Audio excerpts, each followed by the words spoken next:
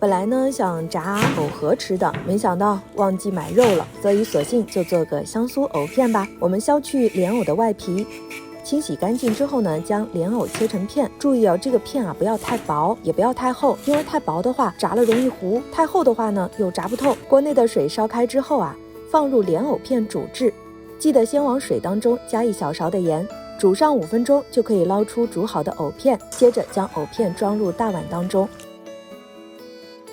加入适量的淀粉，抓拌均匀，使藕片的表面都均匀地裹满干淀粉。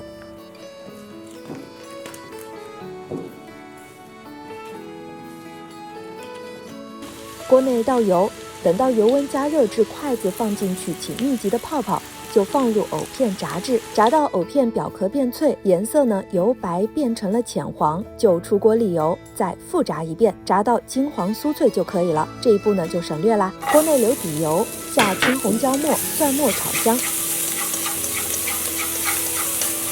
随后倒入炸好的藕片，翻炒均匀。最后撒上适量的椒盐粉，翻拌均匀就可以了。这道香酥藕片就做好了。